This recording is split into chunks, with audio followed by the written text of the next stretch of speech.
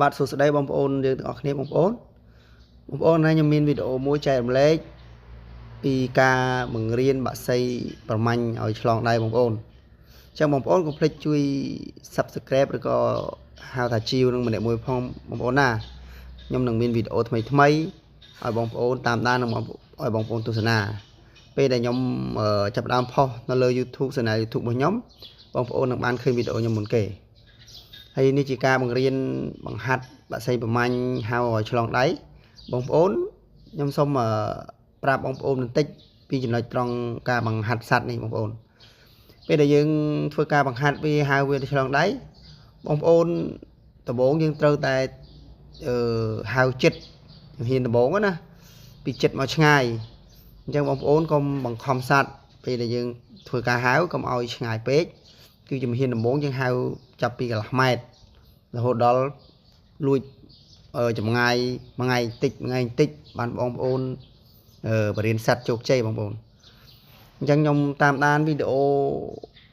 បងប្អូនយើងពេលខ្លះគាត់ធ្វើវីដេអូទៅលើ YouTube ការបង្រៀនសัตว์គឺគាត់ផ្លោះមេរៀនឆ្ងាយពេកបងប្អូនគឺផ្លោះមេរៀនសัตว์យើងគឺពិបាកប្រហាត់ហើយអញ្ចឹងយើងមិនបាច់ផ្លោះទេយើងចង់ឲ្យសัตว์យើងល្អបរិញ្ញាឆាប់ចេះឆាប់តាមហើយឆាប់មិនងាយឆាប់ភ្លេចណាងាយឆាប់ភ្លេចយើងឆាប់ភ្លេចម្ចាស់បងប្អូនត្រូវហៅវាបន្តិចម្ដងប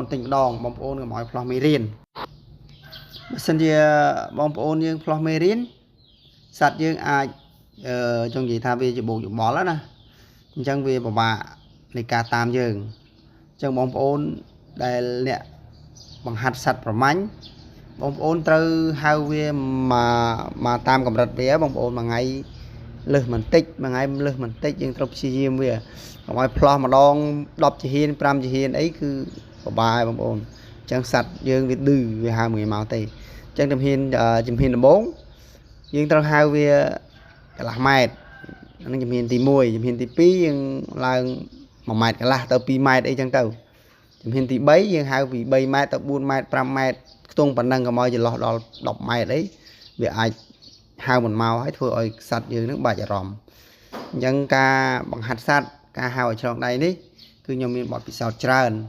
ខ្ញុំធ្លាប់ហាត់សัตว์ច្រើនក្របមកហើយអញ្ចឹងបងប្អូន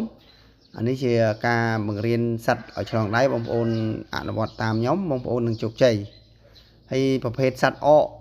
ដែលខ្ញុំបង្ហាត់នេះគឺវាពិបាកកាច់ដែរបងប្អូនដោយសារវាឌឺណា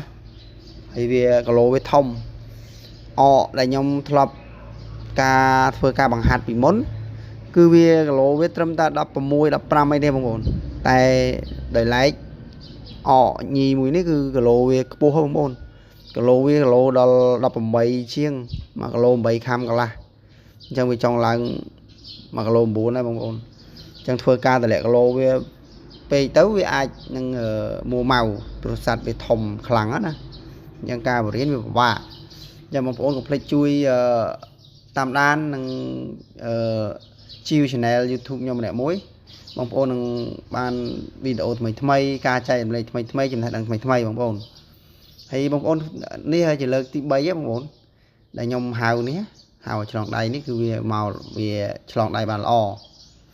ដោយសារខ្ញុំធ្វើដូចខ្ញុំនិយាយពីដើមវីដេអូអញ្ចឹងគឺថ្ងៃដំបូងខ្ញុំហៅកន្លះម៉ែត្រថ្ងៃទី2ខ្ញុំហៅ1ម៉ែត្រកន្លះថ្ងៃទី3គឺខ្ញុំហៅ5ម៉ែត្របងប្អូនលើសបន្តិចអញ្ចឹង1ម៉ែត្រ2ម៉ែត្រកុំឲ្យលើសជ្រុលបងប្អូនតែលើសជ្រុល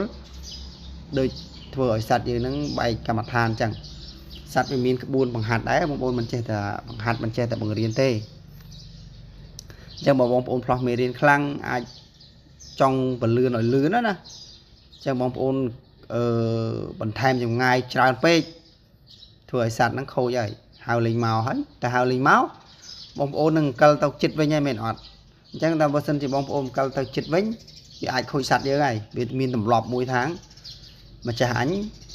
ពេលដែលហៅឆ្ងាយអត់មកគាត់អង្កលវាអង្កលមកចិត្តហើយអញ្ចឹងអញអត់ទៅអញ្ចឹងការទម្លាប់មួយចំណុចហ្នឹង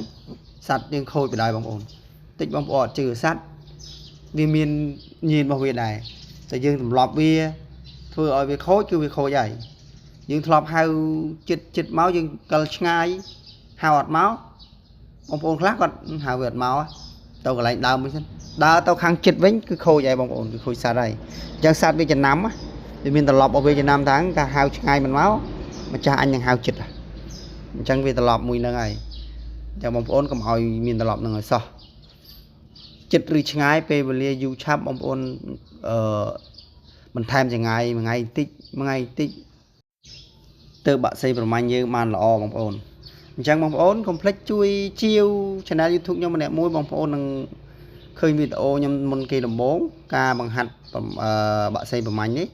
bông ổn complex chui chiêu mà nè môi pháo na bông ổn à chẳng bông ổn video nhóm mình là bạn đang thế con bông ổn ở kia